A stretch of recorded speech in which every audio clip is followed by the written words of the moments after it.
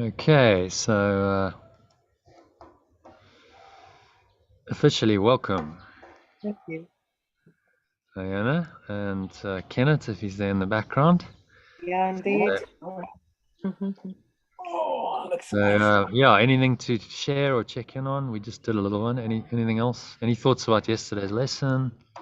Oh, yesterday's lesson was huge, and I enjoyed reading. Thank you for including the PDF of the translation of everything that we did. Yeah, well, I'll do that after the fact, obviously, because Yeah, after the fact. yeah, well, those sessions are, that's why they're taking a little bit longer. Yeah, But what I like about it is we've actually got a product at the end of it I know. that is going to be useful for future. Yeah. Okay, so hi, you Kenneth. Oh, I'm good. I'm walking with sticks. Yeah, good. Did you have a nice walk? It's nice. Yeah, amazing. I need it, really. It's good. Yeah, that's good to get out. That's the one thing I don't do here is walk. In the UK, I used to walk because you just do, don't you? Like we had a dog, so you walk the dog, and then I'd be walking around as part of my job around town, and here I don't walk because I guess I don't need to. It's just like pat around the place. So it'll be actually good to get back into walking mode. All right, so Is it easy to buy a house, a bungalow there in your place? easy to buy a house. Yeah. Well, yeah, if you have money. Yeah. What the kind of cost there? Yeah, by comparison to the UK, I mean it's cheap. You can get a very good like 3-4 bedroom house for say £150,000. That's good. Mm. Okay. So a lot cheaper. Like my sister's house is a 3-bedroom, reasonable garden, cottage, and she'll be lucky if she gets £130,000 for it. So that's sort of the quantum. There are more expensive areas than her area, but it's a different properties in a different quantum in the UK. It's like 3 or 4 times more. Yeah. Yeah, so it's cheap. Property's cheap anyway, but then you have to spend money on security, and so there's all kinds of Africa's just its own. Have you ever been to Africa or to South Africa? I've been to Kenya and Sierra Leone. Yeah, okay. So have some idea. I mean, Africa's just a different it's a different ball game, isn't it? It doesn't work the same way. In fact, it doesn't really work. Full stop. Kind of very dysfunctional. I actually went to Kenya once on a squash tour. One of the chaps there, black chap, actually said, "No, we were much better off under the British. We should have just stayed as a colonial." Yeah, very interesting that he would say that. But he said it used to work. After a fashion. Yeah. To work on the back of many people's backs. Yeah, I mean that's the problem. It had its, but then you look at the current system. Is it any better? Because again, you've got a few people creaming it, an elite, and then you've still got masses of poor. So nothing's really changed. Anyway, yeah, that kind of leads us nicely into our our quote, really. Yeah, true. The day the power of love overrules the love of power, the world will know peace. Jimi Hendrix. Yeah. Jimi Hendrix. He was an interesting character, Jimi Hendrix, wasn't he? Yeah, I did a bit of reading up on him, and he was only like in active kind of actively playing for like 4 years, Yeah. and then he died, I think, of an overdose or something. Well, at want- the age of 27, Yeah. it's very well- interesting because a lot of people die at 27. Really? Jimi Hendrix, Jim Morrison from the Doors. Yeah. Yeah. Interesting. Why 27? Janis Joplin, Also 27. also 27. Well, 27, 28, it's about the time of Saturn return in astrological speak. Really? Yeah, I know. It's another, there are probably many, many theories around it, but 27, 28, it's quite a turning point. Really interesting. Yeah, I had a shift when I was about 27 or 28. Yeah. It's when you get the cortex, when your brain becomes more developed and you have a better what's the term I'm looking for? It obviously hasn't worked with me right now. Maturity, maybe? Yes, definitely. When you say they grow the Maturity. cortex at 27, yeah. Mm. You got kind of thinking, reasoning brain. Yeah. Mm.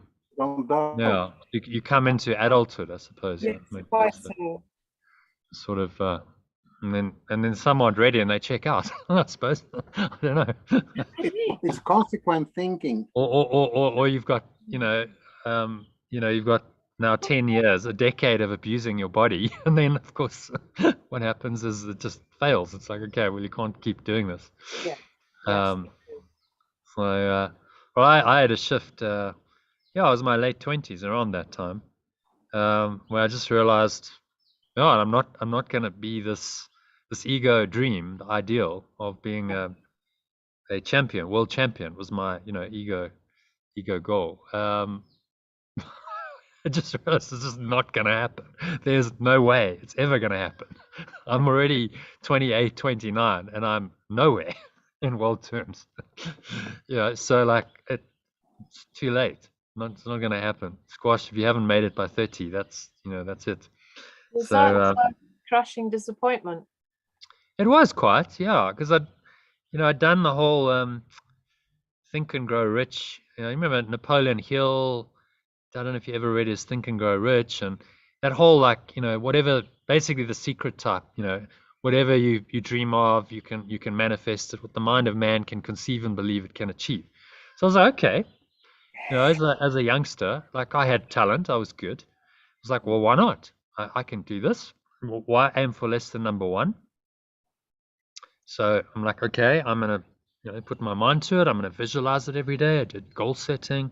I'd spend time visualizing it every day. Like, I'd see myself as playing. I'm some champion, etc., etc. And that lasted for about 15 years. And that's a serious amount of mental and emotional energy that's gone into this. And I kept the dream alive, even though I was kind of making a bit of progress. I came to the UK and I started training with a squad that included the world's #1 player. So I was like, okay, well, I'm getting somewhere. But this all took time. I did university for 4 years, which, realistically, you just can't do that. in sport, like, you got to be out there on the circuit at 16, 17. Those are your prime, years. You've got 10, 15 years. That's when so that, obviously delayed it. If I'd done that, you never know. And if I'd been in the UK, I had huge obstacles to face. I didn't have funding. I didn't have a British passport, so they kicked me out of the UK because they said you can't keep coming here on a visitor's visa. So then I couldn't really get back. All this kind of stuff. And you're like, well, it has to all align. It's like you're not going to become a champion unless you've got all of that in place. It just doesn't work. So you're familiar with this UK South Africa visa business? Oh yeah, it goes like 20 years back. Yeah. It's like three times I've been held up at Heathrow, and twice, told, okay, you can come in temporarily, but you need to leave. So like it's like a running battle for 25 years with the Home Office that I've got. and I just won the latest round, which is good. Has some satisfaction because they tried again to exclude me. I wonder what this is all about then for you. Why are you having to experience this in this life? Yeah. Well, I suppose it's separation, it's exclusion. You know, it's the ego's thought system, and you're facing the consequences. But I'm nothing if not persistent. So I'm like, okay, well, we'll overcome it again. I'll get back there. And You're on so I first have. terms with all the border control. Yeah. It's like, okay, here we go again. Done this before, 3 times. Yeah. And I'll tell you this story when we're not recording, but Yeah, very exactly. interesting. Exactly. My whole life changed on the turn of a card. It was quite extraordinary. It's like you just go, wow, that's like such a quantum moment. Like, whoa, like if the card had been the other way, literally, Yeah. like my whole life would have changed. It's quite extraordinary. I'll tell you that afterwards. Okay. So yeah, Jimi Hendrix, the whole hippie era, expanded consciousness, and they were tapping into something higher, weren't they? That it was a download of spirit coming through in that whole movement, saying there's another way of looking at the world. That was really the hippie culture. We don't have to be constrained by all of these rules. And love is love is more powerful than fear and domination and the love of power. So a very pertinent quote, actually. I was just remembering another fact I knew about Jimi Hendrix. He was given a guitar when he was a tiny boy, and it had 1 string. Really? Yeah, they were just incredibly poor, but he just couldn't put it down, and he managed to kind of do something with that 1 string, and then built it up and up. So maybe that's why he's so talented. Exactly. You could play with 1 string when you've got how many strings on a guitar? 3, 4, 5. 5. When you've got 5, suddenly you're like, oh wow, I can really do stuff now. I know, and did stuff nobody else was doing. Yeah. And it's the early immersion, I think. If you look at people who are really talented, often at a very young age, they get exposed to it and they spend a lot of time. So it just becomes part of their DNA. They just, they pick up a guitar. Tiger Woods, I mean, he's playing golf at 6. Yeah. And you watch him, I've watched with his ball skill. Yeah. Just quite phenomenal. He'll take a club, like an iron, and he'll just be tapping the ball on the club up and down easily. Like that's quite hard. I mean, I think the club's angled to get that right. And then I've seen a video where he pops it up and he does a full 360 turn so that the ball's going up in the air, full 360 turn, and as he comes around, connects with it in midair and lashes it down the fairway. You're just like, whoa. That's like some serious coordination there. Yes. Serious talent, but that's because, like, okay, as a young kid, he's just spending, they call it ball time. He's just spending hours and hours and hours playing the club, playing with the ball. And that's why, like they say, the Brazilian soccer players, that's why they're more skilled than, say, England, because they spend hours and hours and hours on ball time. Anyway, we digress a bit. On to love. So do you want to actually read Sure. read this? It's interesting to read these blog posts. So you may feel that today's inspirational quote from Jimi Hendrix, one of the leading musicians of the 1960s, an era when expanded consciousness flowered into the hippie movement that changed the world forever, is hopelessly idealistic and will never happen in today's world that's seemingly so dominated by the love of power and all its unpleasant consequences. But the truth is that this is a choice every person can and ultimately will make. And when anyone does make the choice for love over the illusory forms of power in the world, that the ego or belief in separation constantly tempts us with, status, wealth, physical beauty, dominating others, and anything else that values form over the formless, they will experience peace. And if you're experiencing peace, the world will know peace through your experience of peace. That must contribute to a more peaceful shared experience or awareness, because there is really only one mind or awareness we share.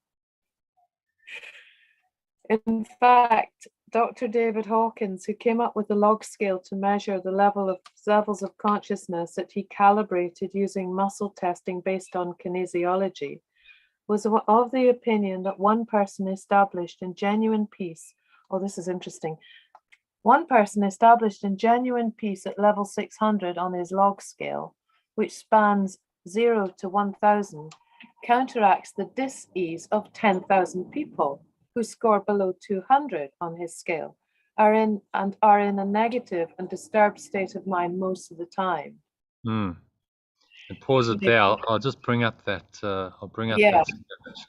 I was laughing to myself because you know, when you said how am I doing this morning, and I feel very peaceful, and I've been very peaceful and settled, and so I was on my bike and I went to the fish farm, and this was a guy that Kenneth and I saw about 2 weeks ago, and Kenneth looked at the guy and said, I can help you, and did a sort of thing with him, his ears, and calibrating some pulses. Anyway, he's still alive.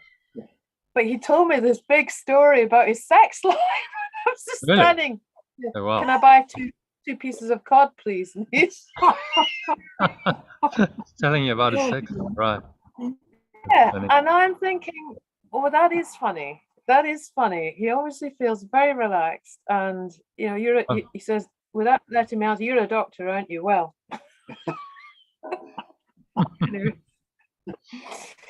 So I wonder if my piece was just there, you know, amongst all the cod and had. Yeah. Well, people do. They feel it. There's a resonance. Then they'll often, you know, open up to you. Obviously, felt safe, not judged. So. There was a queue behind me. Really, and he's sharing a story while you're buying fish. That's hilarious.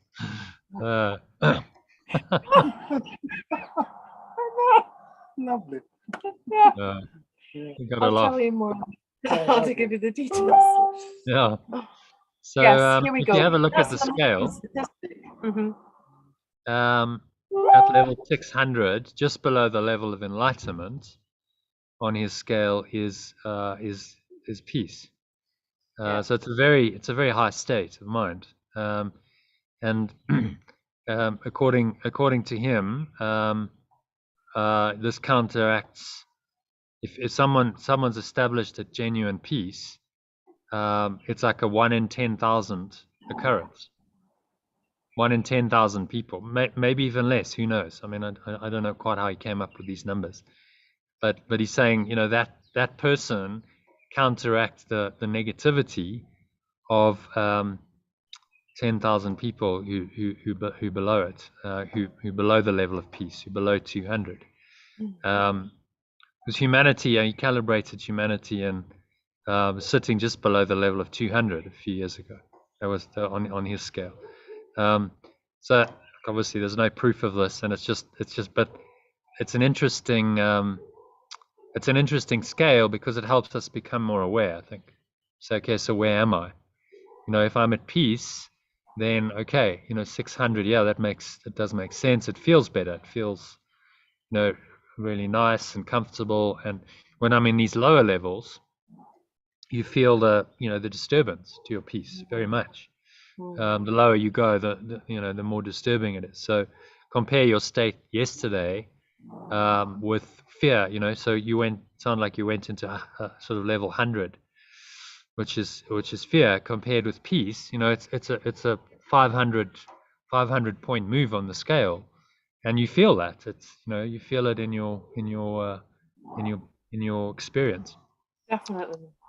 Of life. So from that point of view, it's quite a useful scale. So okay, all right, I'm at fear. Okay, you know, I need. Okay, where am I? 100. Okay, that's pretty low. Okay, I know I need to do some letting go. Yeah. To to move myself back up into, we really start feeling good at 500 and above. That's when we really, oh wow, okay, this is actually a very happy dream at 500 and above. It starts to become happier, as you go above 200, but the majority of people are still below 200 according to him. Humanity sits below 200. So he's saying like one person, and I think I also remember reading one person at the level of Jesus, like a totally enlightened master avatar, level 1000, counteracts the negativity of all of humanity. So you're like, whoa, is that really true? Again, I can't prove these things, but you do sort of get a sense that someone like that, look at what impact he's had on the world, that it counteracted a huge amount of humanity's negativity, just his consciousness and his life. So yeah, I mean, we have enormous power if you go into these higher levels, and if you allow yourself to be used, then and actually express that in the world, as say Jesus did or Buddha did. It's very, very powerful what can happen. How are you, John? Hi, John. Hi, Hey. Yeah. Welcome. Yeah, good. Thank you. How was your golf? Yeah, good fun. Enjoyed it. Yeah, good. You stayed in flow? Well, yeah, some of the time. Some of the time, but you enjoyed it, so yeah, must have been a pretty flowing experience. Okay, so where were we? We've done David Hawkins, log scale. Yes. Shall I carry on? Yeah. But whether you believe this is true or not on a metaphysical level, it's self-evident that your state of mind profoundly affects your decisions and actions in the world. So your inner state of peace will lead to you making different decisions and taking different actions that influence other people and the world. Which is really what our, just to pause it there, this is what the integral model is saying. So we're kind of referencing back to 2 parts of a manual that we did in the course. But the integral model is simply pointing out that there's this integral connection between the intentional quadrant, so that's your individual interior thoughts, emotions, values, and so on, motivations, and your behavior. Intention leads to behavior. So even if on a metaphysical level you go, okay, well, I don't really buy the mind, the one mind connection thing, just on a physical level, it's going to determine your actions and your behavior, which then other people will see and be affected by and interact with that. So on that level, it's true as well as on the higher level. Yeah, that's a good point. That if the one mind is too big a jump for somebody, it's going to materially affect you in your interaction daily. Yeah, but if you want to just go, okay, it's very very practical. It's just my life, and well, yeah, your state of mind affects your thoughts, your emotions, your decisions, and your actions, and so that does have a measurable impact on your life and the people around you in your life. If you're thinking in a very fearful way and you act in that way, then that's behavior that is going to rub off on people. That will have an impact on the people you live with, you deal with. I had actually a little miracle today. I'll share it. I had a meeting, business meeting, earlier this morning, which is why I asked to do it later, because I didn't go to bed at my normal time, and so I was like, I only had like 3 hours. Thought, okay, I'm gonna get like 2 hours sleep, so 1 extra hour. So thank you, because the meeting went on a bit, and then I still had 1 or 2 other things to do. But these guys they'd been a bit, let's say, less than diligent about keeping their word, which is never a good thing in business. It's like, okay, we'll do this, and then you don't do it. A promise is made, and then days go by, weeks go by, and I still don't have the document, this kind of thing. So a couple of days ago, the guy said, okay, we're meeting, can you meet and give me an alternative time? And then I started on this email, and it was like, okay. And then the email kind of grew, and I was like, basically airing my grievances. And that's what I did. Email. So okay, well, this is not right, and this isn't, and this is what you've done. Because he was saying to me, well, why haven't you, we'd like to see some sales, because I'm promoting their investments. And I was like, yeah, okay, but you can't cancel 2 webinars on me and then suddenly expect it all, So I'm kind of pointing these things out. But I read it, spent like half an hour on the email, read it, and then I went, you know what, I'm not going to send this actually. I'm just gonna send a very basic response saying, yes, I can do, X, Y, Z. Please confirm. Look forward to meeting you. Let me speak to him in person. Because if you send an email, it's so easy, isn't it? Okay, there it all is. And on the level of form, it's all factual. That is, these, I'm not making it up. These are things that did happen. But energetically, it would have been wrong, because it's like airing, it's like holding a grievance. And it might not have been taken particularly well. It might have gone, well, fine, we just don't want to work with you. Or who knows? Because if you challenge people, as MD of a fairly large company,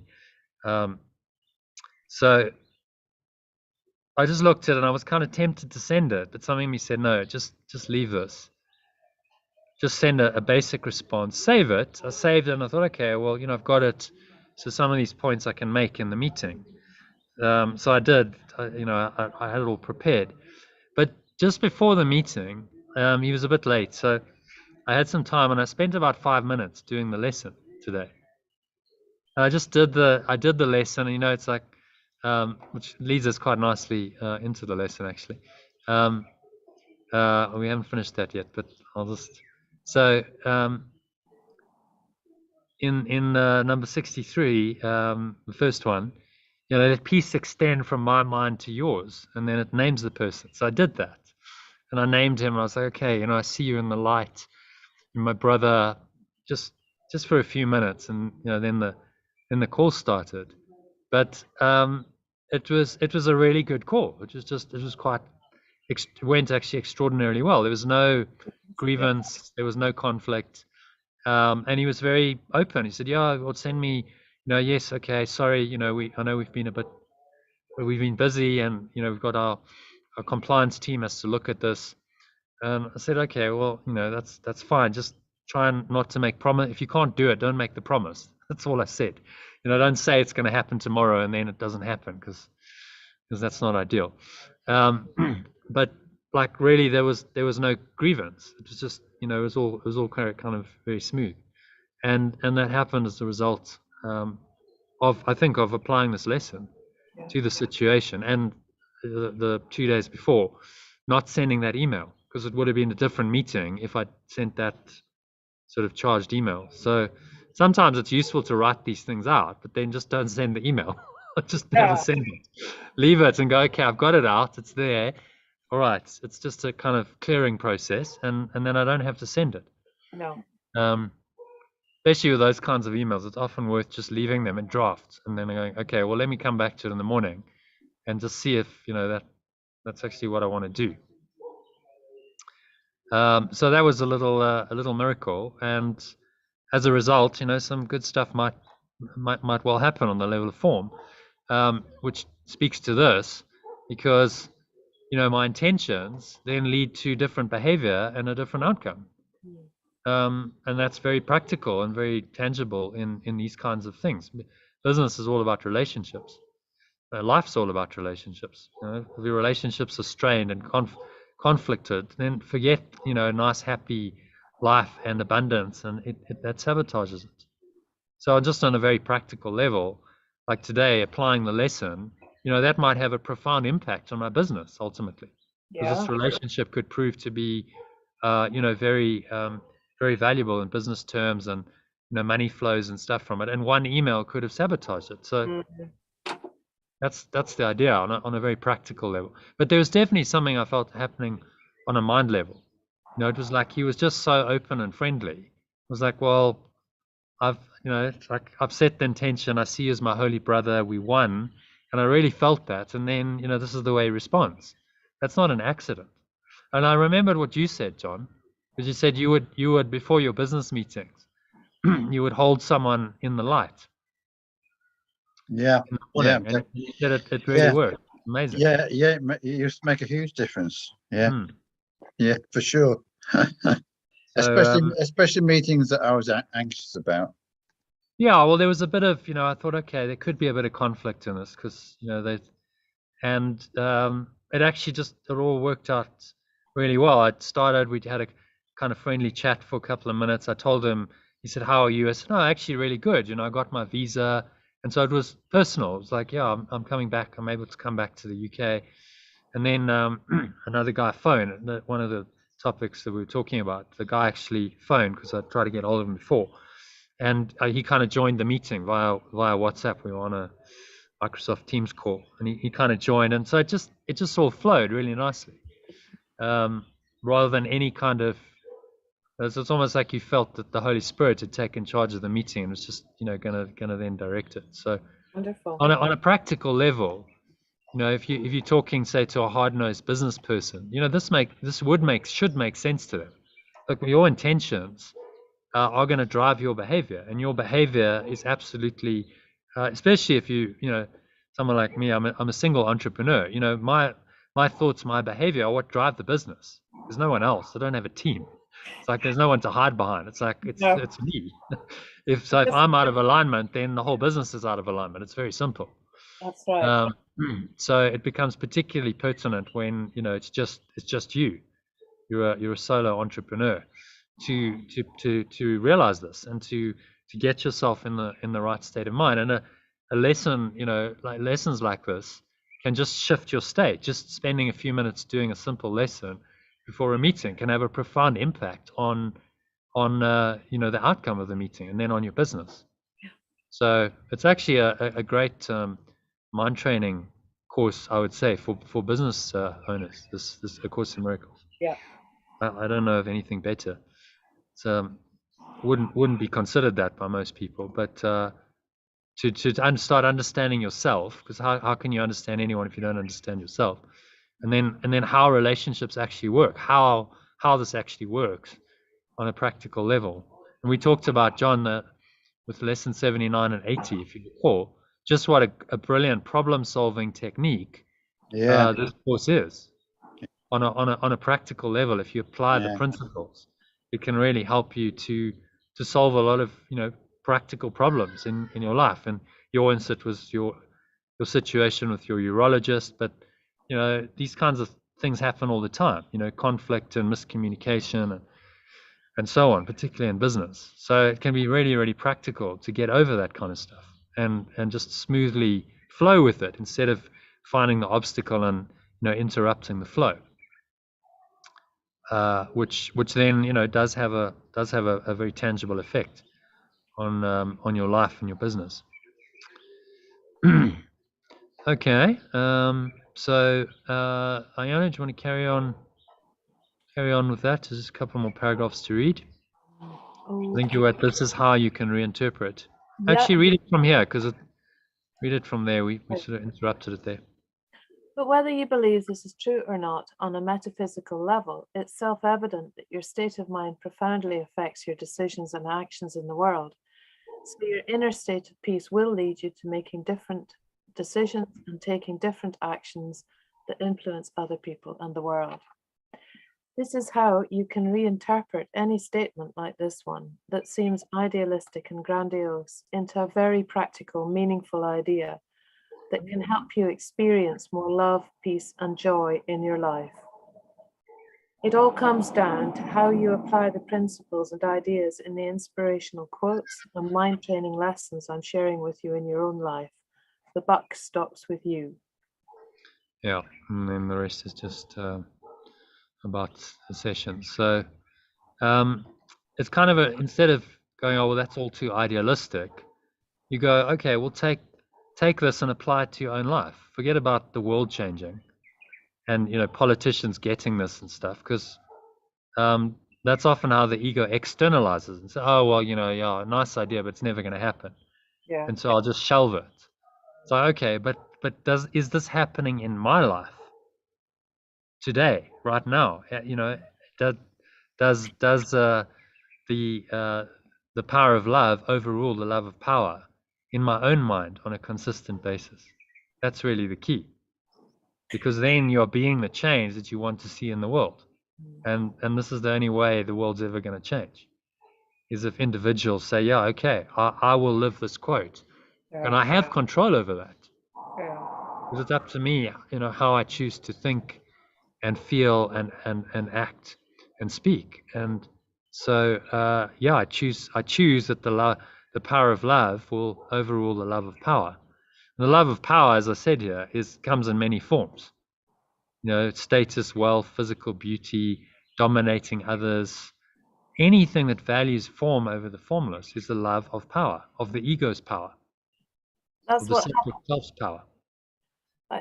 When our meditation was long last night, so I didn't go out afterwards because the light had gone. And this morning I was pedaling along on my bike thinking, oh my God, the light is just perfect. It's perfect. And I thought, why can you not just enjoy this? Why do you always have to be looking for what do you think you have to be drawing? Of some way of turning it into form. Yeah. You're wasting time. My ego was saying you should be recording this. Oh my God, I'll just enjoy it. Yeah, interesting. Yeah. Because it needs an outcome on the level of form. Yeah. So it's just to look at that and say, yeah, why can't I just enjoy the moment? The light is beautiful. This moment is beautiful. I can just enjoy it. But the ego is always saying, oh, no, but could be more. You see? Yes, that's right. Oh, but wait, there's more. Because if you could just have your sketch pad now, then you could be... So now the moment isn't complete. You're not able to just enjoy, I'm on my bike in this beautiful light, and the moment is complete unto itself. It has to be cool, but you could be doing this. Chased like this for years. Yeah. It's a pattern of thinking, and and that's the ego. Seeking never find the answer, because you're never going to be happy in the moment as long as you're saying, oh, but it could be better. This moment isn't quite okay, because in that instance, the light is great, and I could be drawing or painting, and then your talent becomes a burden, doesn't it? Yes, that's what I felt. It's like, oh, I've always got to be painting, but I can't just enjoy it. I should be recording it somewhere. Yeah, I should be trying to achieve a goal. And so to go back to my experience, I think what really shifted me, when I said my late 20s, I had this like massive disappointment. But it was actually the best thing that could have happened, because it was like the whole program, I had to really go, whoa, it just didn't work. I really gave this, like I gave the ego's program a good go. It was like 15 years of like solid, like we're going to visualize this, we're going to believe it. Okay, I'm going to apply this. And it didn't work. It didn't work it wasn't even close to working. So it really made me pause and say, okay then, well, maybe it doesn't work. Maybe like I was missing something. Maybe this entire thought system on which I've based my life since I was 12 years old, because I started reading these like motivational, inspirational books at about 12. What the mind of, and I got inspired. I mean, you had 12-year-olds like, wow, yeah, I could do anything. I can be a champion. If I think it, I can be it. At that age, it's an inspiring message. But I really did it for like 15 years or more. And it really made me go, okay, but I have to question the whole thing. I can't go, oh, well, it didn't work, but I'll try something else. So it made me question the ego's entire thought system on a fundamental level that I wouldn't have done if I hadn't had that 15 years of like seriously doing the thought system. I suppose, that's how it works. Well, that was very much about the lesson last night, that we need to experience. Yeah, without that experience, before we can let go. Without that experience of like seriously getting attached into the ego's thought system, and then the huge disappointment of like not achieving it and feeling like a failure, and well, what's my life even for, and why am I like, without that, huge letting go, I wouldn't probably be doing what I'm doing now. That was a major opening into something else. And I remember feeling really peaceful. It was a weird kind of, because I was like, okay, so what do I do? I'm like late 20s.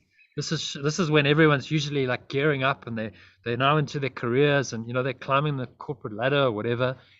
And like my whole dream's just fallen apart. I really don't know what to do with my life now.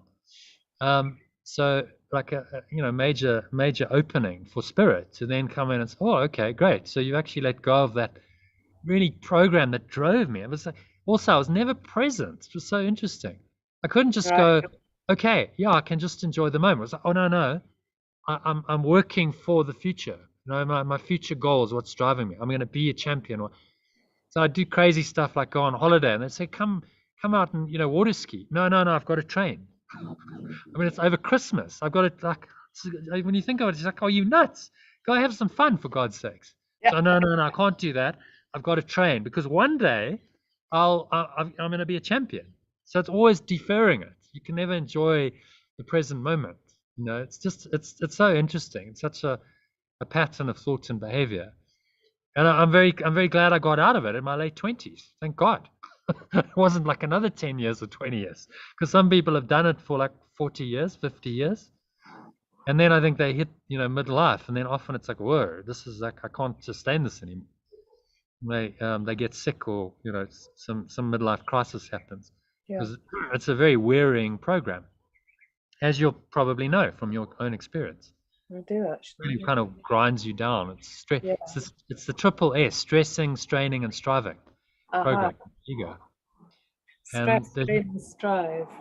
Stress, strain, and strive. And instead of be happy, flow, and your success lies in being happy in the moment. It's not really about the outcomes. Like, yeah, just am I happy as I am? Right now, without a form outcome. I don't need the form outcome to satisfy me. So yeah, this leads into some interesting themes, as these always do, which we've discussed before. Desire, grievances, because desire leads to the grievance, doesn't it? And the grievance, like, if you want to take the grievance to its ultimate expression, when you are on your bike going, oh, it isn't quite good enough as it is, I need to be painting or drawing or whatever, there's a grievance, isn't it? It's a grievance against the present moment, saying it's not good enough as it is. Yeah. So this is how we hold grievances. It's not just against people. It's, oh, I'm actually holding a grievance against the situation. Yeah. It's not quite how I want it to be. So now that expectation means that I now have a corresponding grievance. The bigger the expectation, the more the grievance, which is what the Buddha noticed. He said desire and aversion, craving and aversion go hand in hand. This is the source of all suffering.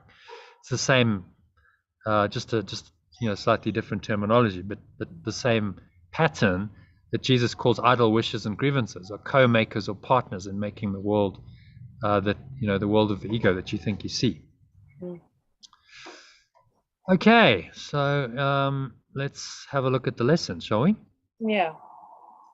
So I actually managed to do a little translation for us last night. I had a bit of extra time. So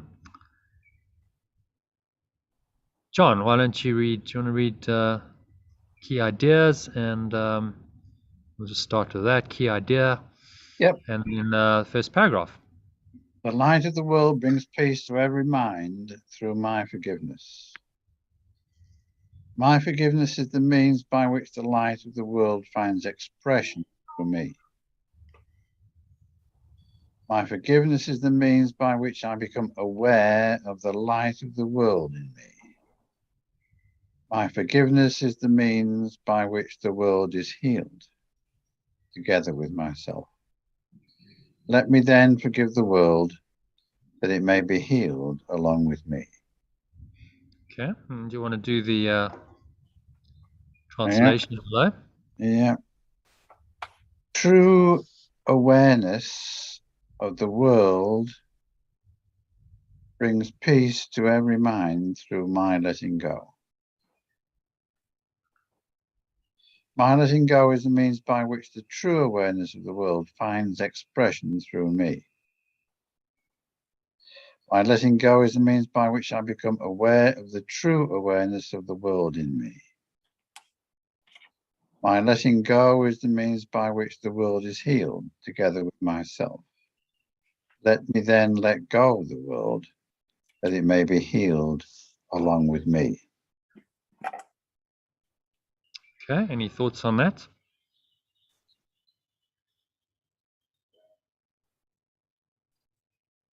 I remember doing, when I did this morning, actually, I kind of remember that I put in the word, you know, the awareness. I didn't put in true awareness, I put a word awareness in.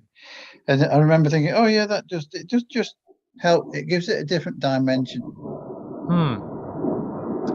Yeah, I think it certainly does. I mean, if you read the lessons and the text, it you know, adds with the translated language.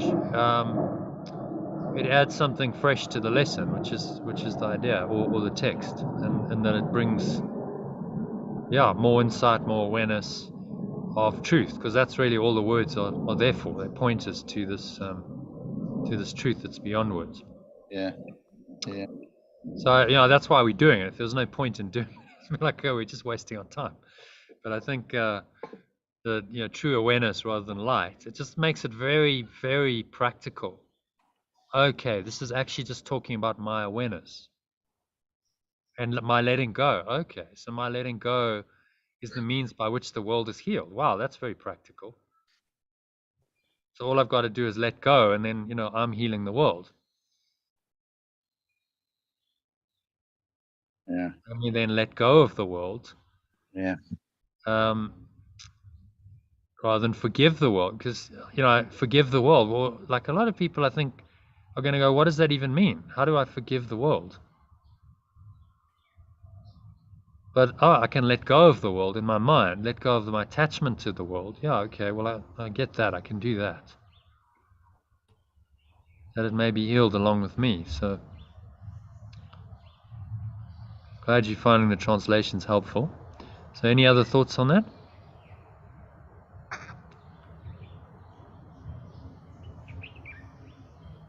Actually, I was talking about this one over lunch, actually, to a friend of mine, and he said, well, that's true. That's hugely arrogant, is that statement? The light of the world.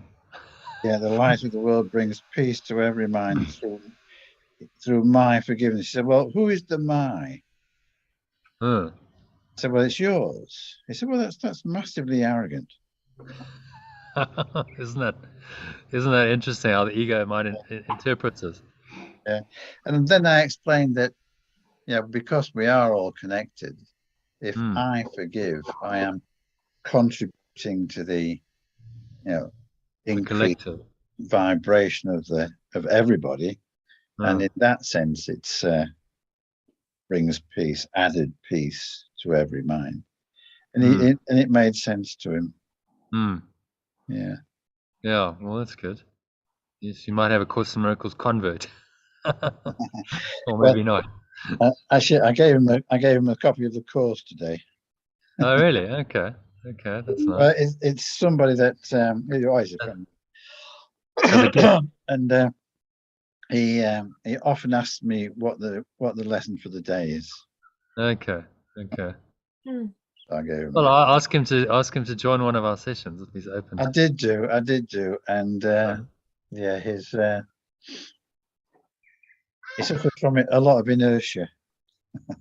Yeah, that's not unusual. we know that story. Yeah, when people are ready, well, that's all you can do is say, well, look, this is available if and when. And when the course starts next year, that's always a good time because it's a fresh start. Yes, indeed. Yeah. Because I think a lot of people jumping in, what I've seen, you know, like say your friends Vanessa and Gary, you know, kind of jumping in like now we well into the program. I'm not sure they really. It's like, where do I, you know? It's like where do I fit in? And then, like, you're in midstream, you're now at lesson 64 or lesson 82, whatever. I mean, maybe it wouldn't make a difference if we started from scratch. I don't know, but if it's I really think that's a good idea.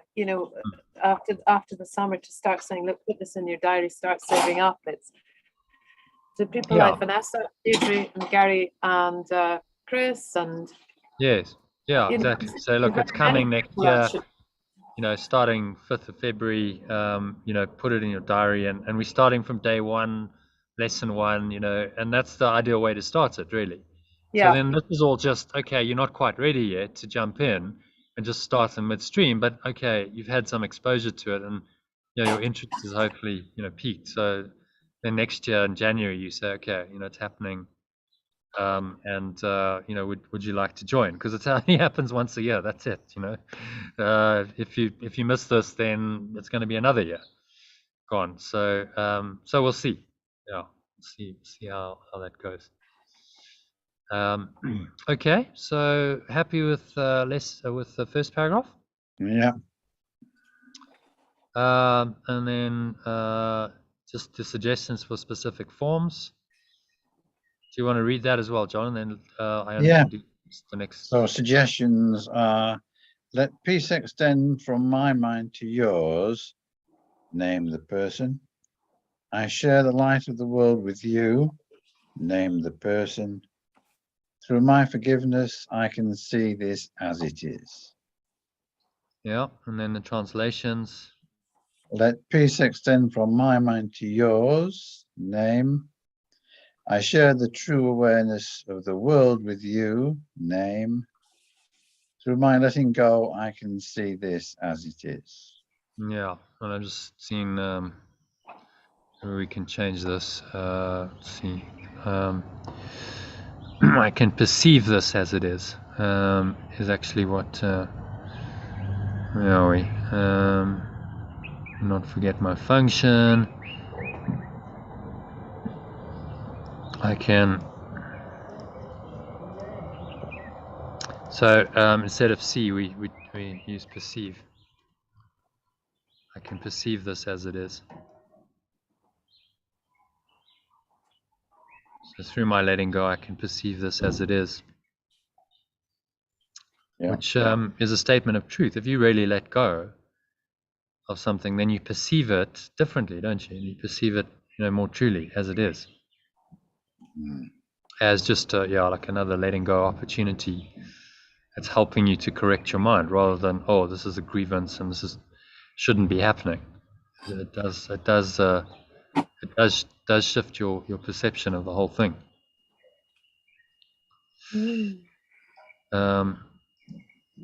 Okay, so any thoughts on that one? So I quite like this one because it reminds you that the effects are not limited just to you. Yeah. Reminiscent of, what was that lesson? When I'm healed, I'm not healed alone. I think it was lesson 37, if I recall. When I'm healed, I'm not healed alone because there's only one mind really that's being healed. So my peace of mind has an impact on other people's. And this is Gandhi, be the change you want to see in the world. This idea, you do it. So it becomes very, very practical then. Very practical and tangible. Yes, let me do it, and then my experience is more peaceful. I'm contributing to a peaceful world, and the world then, because the world exists in my perception only. If I'm peaceful, then I live in a peaceful world, right now in real time, because I'm perceiving it peacefully. It's so blindingly obvious, and yet we miss it, don't we? We miss the simplicity of it. It's like, yeah, I change my mind, then I live in a peaceful world, just because I'm perceiving it from the state of peace. Or I realize, the whole world doesn't have to change. I just have to change my belief and my perception now. Now, you remember that who sent that little clip with Byron Katie? I can't remember. Maybe it was Elaine. It was like a 10-second clip. Do you remember it on the group? And this interviewer saying, okay, so So she says, well, all you have to do is change your belief and your world changes. The guy's like, come again? She says, I'll say it again. All you have to do is change your belief about the world, and then the world in your perception of it has changed. And so that's how you change the world. And he's like, whoa, actually, I get it. It's so obvious, and yet most people miss it. So, yeah, nice lesson. Any other thoughts on that one?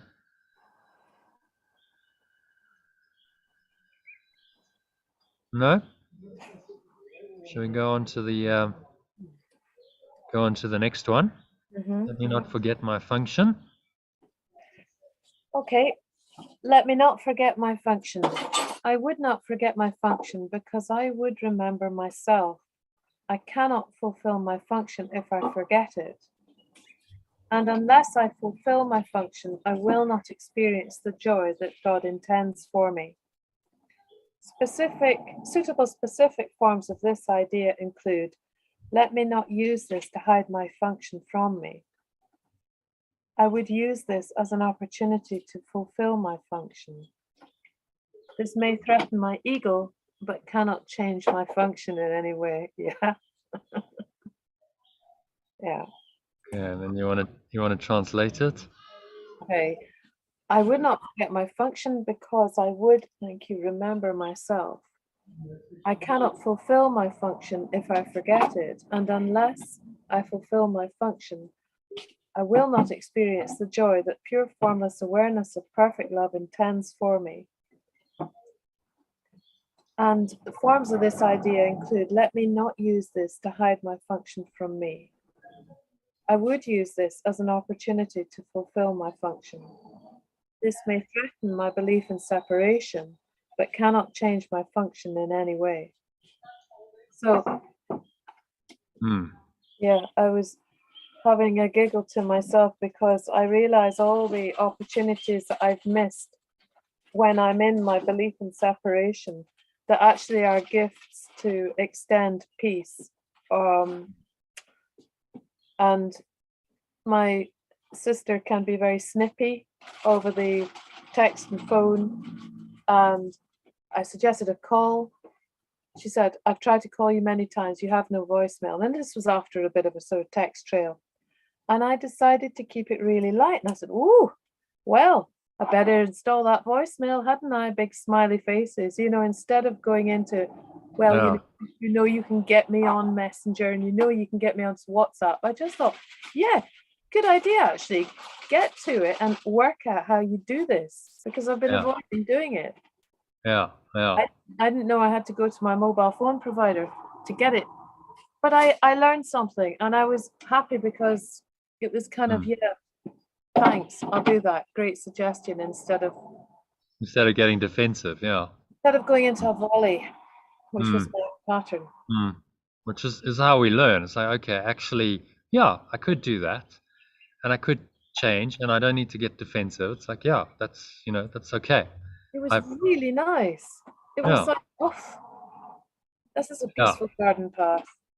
Yeah, rather than, now I need to have a conflict with my sister because she's telling me, which is the natural egoic response, which of course, like, again, on a practical level, it makes you just much more open and flowing and flexible and like, okay, maybe, someone makes a suggestion and instead of taking it as a criticism, I take it as, this is an opportunity to improve.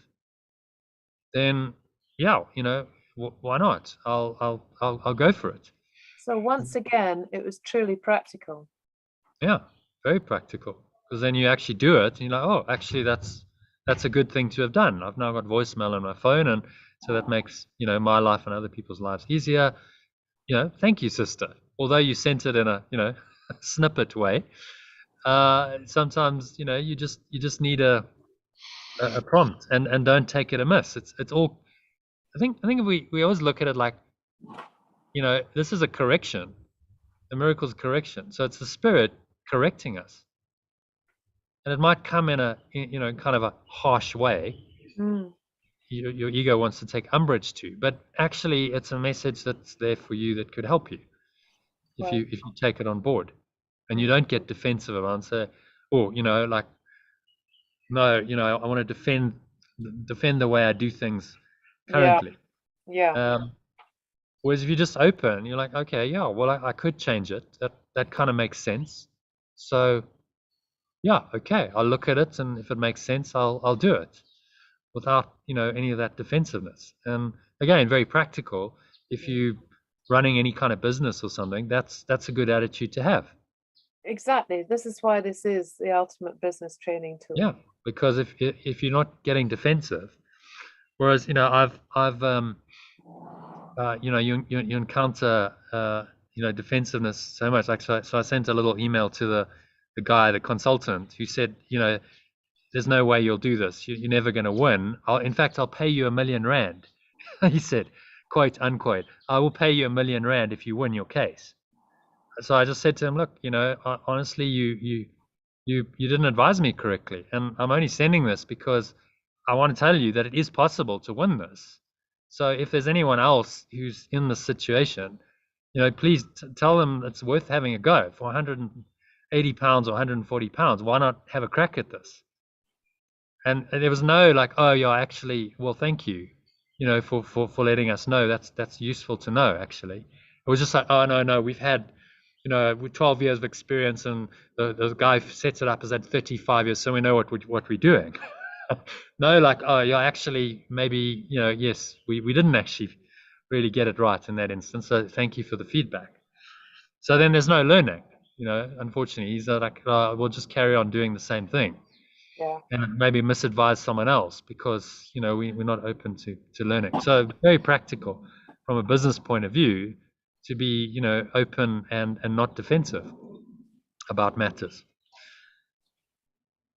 So yeah, any other thoughts on these two lessons? They go quite nicely together. Let me not forget my function. And he doesn't specify what your function is, but your function is forgiveness or letting go. Mm-hmm. Yeah. Which makes it, that's so simple. My only function here is to let go. Wow. What a simple life principle, right? All I have to do is let go in every situation. Let go of my mental and emotional attachment. And if I live my life that way, then that's my only function. I'm fulfilling my function if I do that. So Jesus is really saying you've got one thing to do here. There's not multiple things and multiple purposes and multiple functions. There's one thing you got to get right, and that's to know how to let go or forgive, and then the rest will be taken care of for you if you really do that. So very practical again, and very helpful to have such a simple. Yeah, okay. So this is how you're going to live your life. One simple skill that you need to master, this art of letting go in every situation, which is in principle simple, but the practice of it is like, well, okay, so I've got to let go again and again, and each situation seems to be different, but it's not really. This is actually the same lesson you're just learning over and over and over again in each apparently different circumstance, using exactly these lessons that he's giving us. So yeah, nice. Any thoughts on the lesson? No, I think it's good. Okay.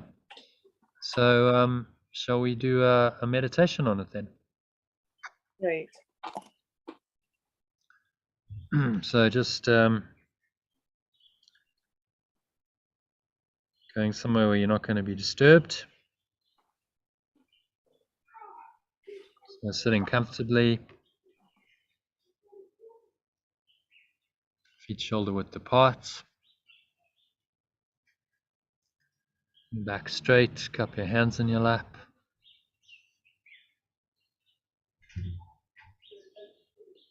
Close your eyes. And start off by taking a nice deep breath in through the nose. So breathing in, noticing how the stomach rises and the chest rises, and the subtle flow of air in through the nostrils. Just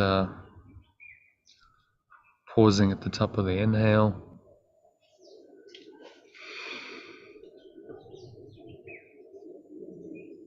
Clench the sphincter muscle, so draw the energy up your spine to your heart center. You can put one hand on your heart to connect with your heart space. Bring your attention into the present moment fully.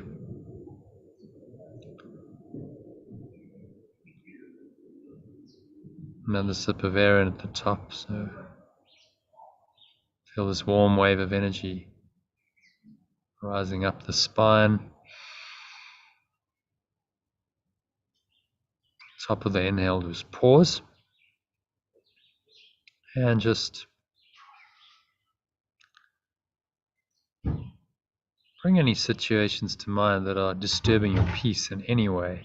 So it could just be a minor irritation, a grievance, a frustration, ranging to anger and rage, hatred. Just bring that situation and that person or people involved into mind. Just breathe in again. Breathe in some space, some awareness. This is the light that this review lesson talks about. So say to yourself, the light or the true awareness of the world brings peace to every mind through my forgiveness or through my letting go. So just feel the power of that. Just through your letting go, you can bring peace to every mind. That includes your mind. It starts with your mind. So just as you exhale, releasing the thoughts, releasing the emotions, releasing the sensations, letting them go into the nothingness that they really are, blowing them away with the breeze of your breath. Pull the lower stomach into the spine. Expel the last remaining air out. And just rest here in peace and stillness for a few moments.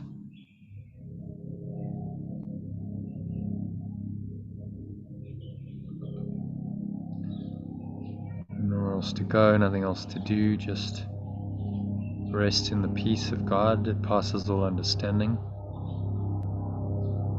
Remind yourself that my forgiveness or letting go is the means by which the true awareness of the world, the light of the world, the true awareness of the world finds expression through me. My forgiveness or letting go is the means by which I become aware of the light or the true awareness of the world in me. My forgiveness or letting go is the means by which the world is healed together with myself. So let me then let go of the world that it may be healed along with me. And so you just breathe in, nice deep inhale.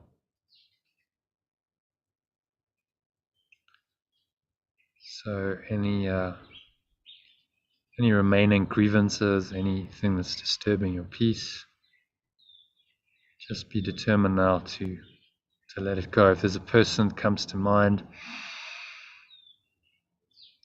remind yourself, let peace extend from my mind to yours, and then name the person specifically. Say, I share the true awareness or the light of the world with you, and name the person.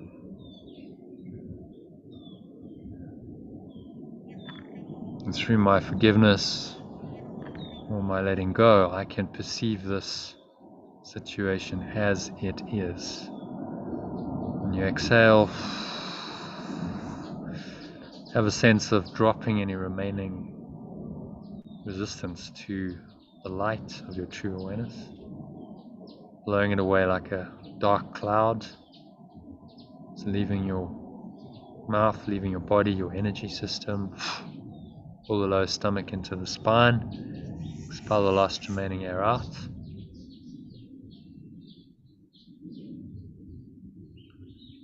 And just rest in the peace, stillness that comes from the light of your true awareness. It just simply asks you to let go and be aware of it again.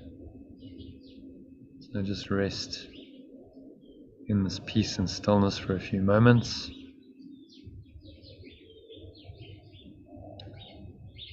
Remind yourself as you do this, and you just continue to watch your breath, that you do not want to forget your function. So let me not forget my function.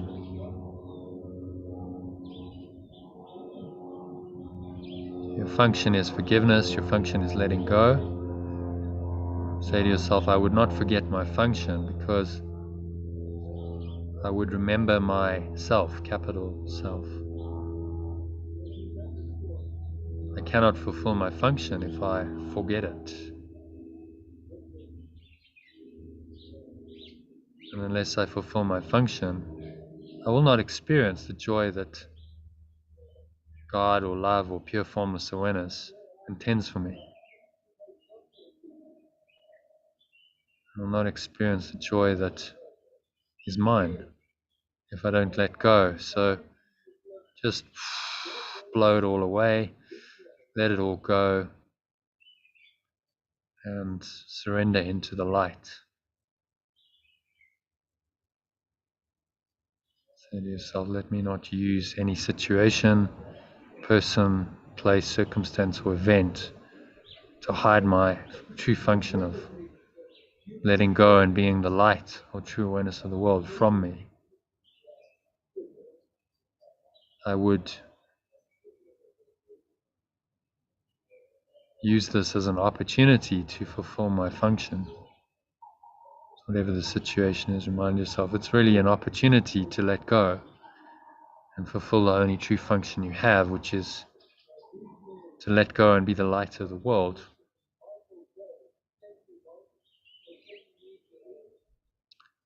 And this may threaten my ego, but cannot change my function in any way.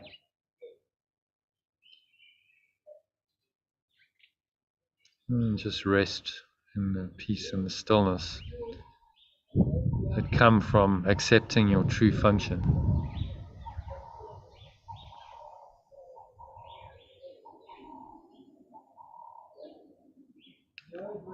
There's nowhere else to go, there's nothing else to do, nothing else to think about, just breathe, relax, and be still for the next couple of minutes of deep silence. Remind yourself that peace is your right. The light of the world brings peace to every mind, including your own. It starts with you through your forgiveness or letting go. So you're entitled to peace, not sometime in the future or the past, but right now. So let your mind sink into peace. Go deeply into the peace that passes all understanding, as it's been called, for the next couple of minutes of deep silence.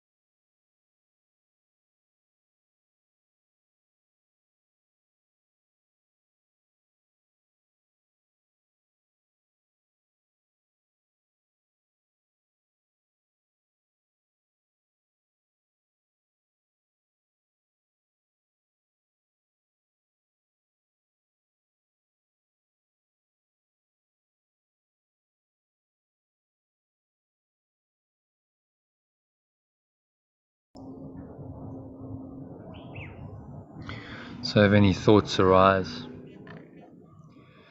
seemingly disturb your deep peace, any grievances, any disturbance whatsoever to your peace, remind yourself that the light or true awareness of the world brings peace to my mind and to every mind through my forgiveness or letting go. And I would not forget my function, which is to let go and to be at peace through this awareness or light in the situation. So just breathe in the light. Imagine you breathing in light into every pore, every cell, every muscle of your body, every part of your mind, every fiber of your being is in the light of true awareness. The great light, Jesus called it in a recent text reading. So just staying rooted in the light, sinking into that light, letting the light encompass you and envelop you completely. The light is you, you are the light. There's no darkness, so any thoughts that are disturbing your peace, any emotions, any feelings in your body, notice them and just blow them away with the breeze of your breath into the nothingness that they really are. Exhale them out, letting them all go.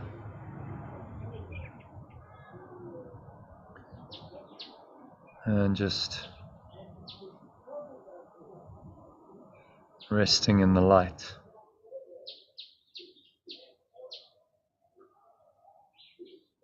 Stay there for another couple of minutes of deep silence in this perfect light and the deep peace that this brings you. Another 2 minutes of deep silence.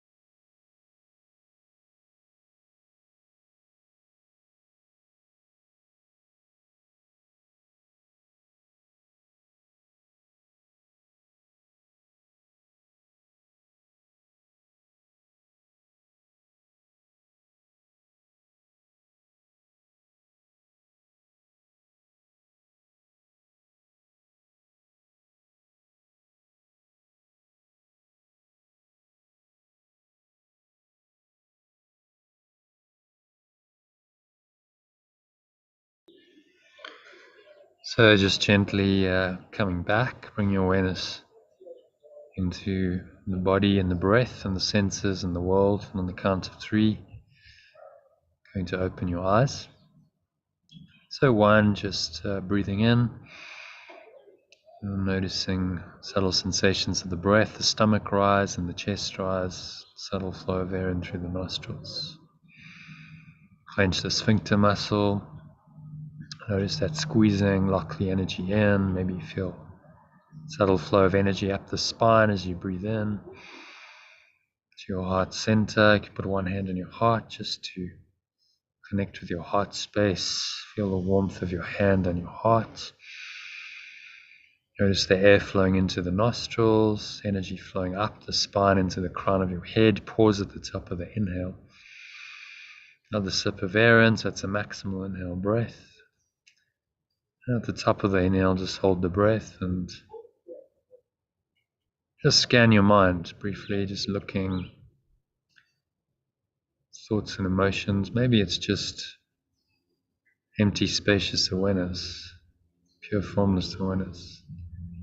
Feels lovely and peaceful and happy, calm.